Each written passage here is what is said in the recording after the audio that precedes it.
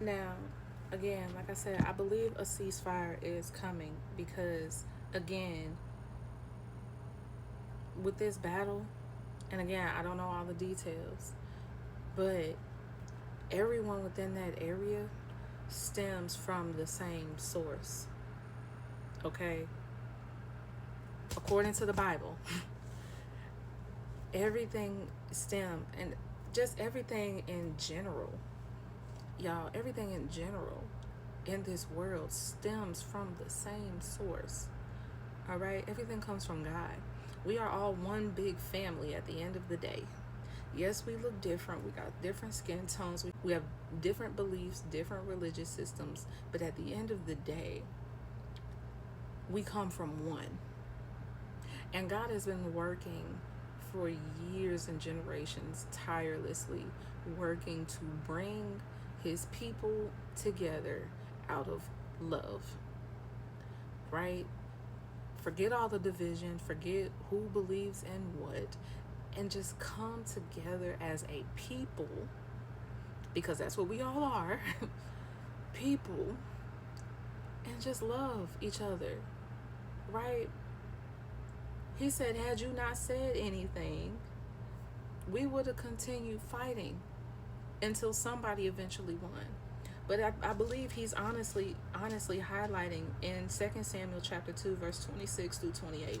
He is talking about a temporary ceasefire. Okay? A temporary ceasefire. Now, in that time of the ceasefire, one side is going to be strengthened and the other side is going to get weaker, right? The house of David grew stronger and stronger, and the house of Saul grew weaker and weaker. Now, which one is the house of David and which one is the house of Saul? That's not for me to determine, and I'm not even finna stick my nose in that.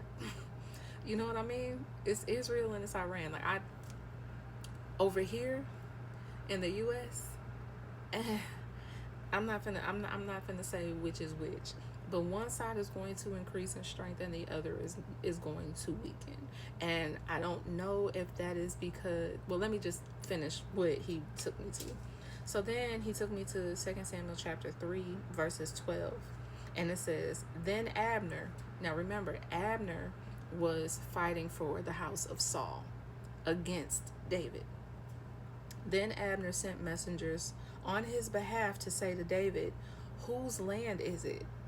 Make an agreement with me, and I will help you bring all Israel over to you. Abner is literally saying, look, I already know what God's will is. He made it very clear through you. Okay, we all know this. So, with that being said, make a deal with me, and it will be yours, as the Lord promised, right? And David accepted that deal. So while there is a ceasefire, one side is going to increase and the other is going to decrease. One side is going to choose God, the other is not. One side is going to be helped and the other won't be helped as much, okay?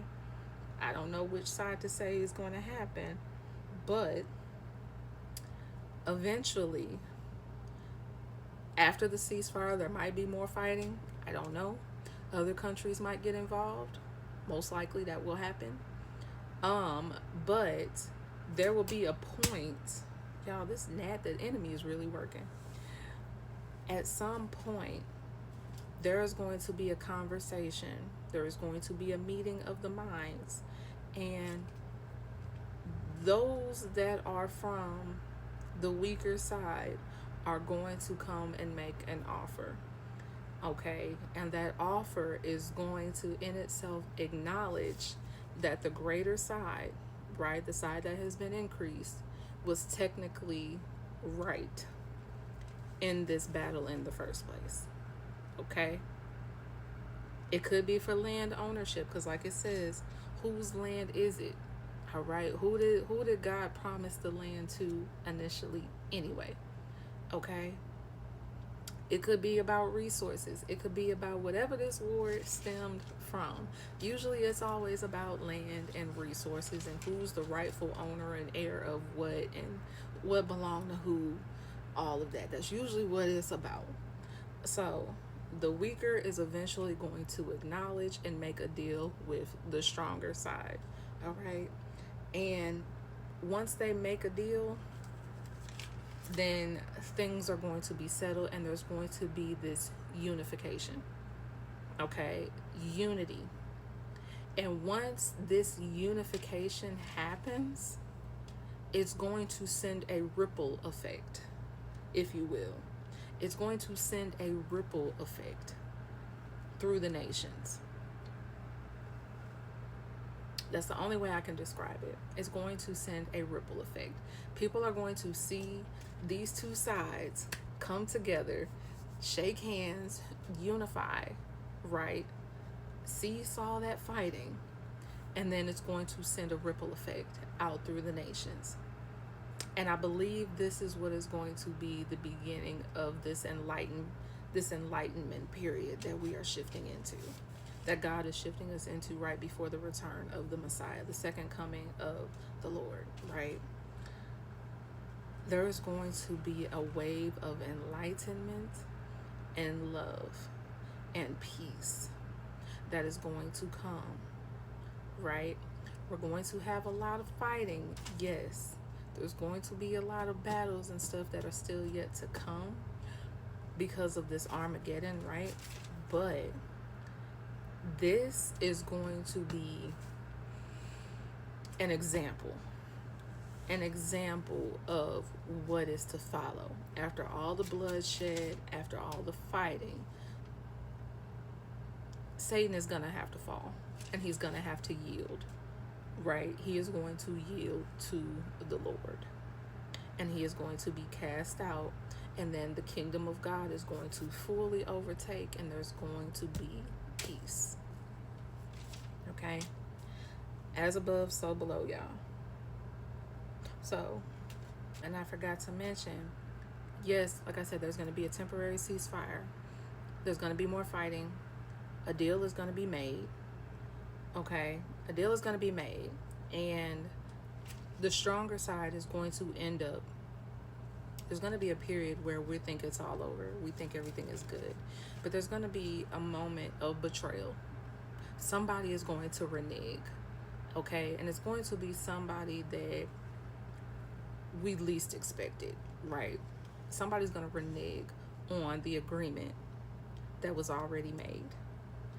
And the winning side is going to denounce whoever that is and be like, we didn't give the okay for that to happen. That ain't got nothing to do with us.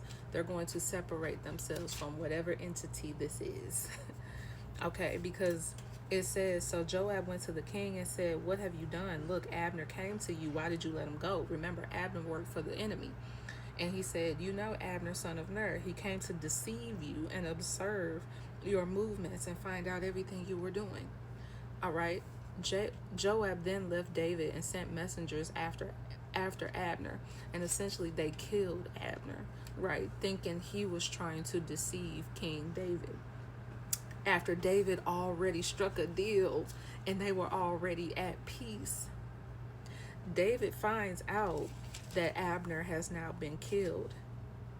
And he said, I and my kingdom are forever innocent before the Lord concerning the blood of Abner, son of Ner. May his blood fall on the head of Joab and his whole family. May Joab's family never be without someone who has a running sore of leprosy, or who leans on a crutch, or who falls by the sword, or who lacks food. He is cursing Joab. All right, I don't know who the Joab gonna be. I have an idea. Okay, the U.S. is the one that kind of likes to throw stones and then hide their hand and act like they didn't do nothing. But I don't know. Somebody is going to be Joab. Okay, and they're going to wreck essentially the deal and the peace that was just created within that family. Okay, within those two nations that are fighting. All right.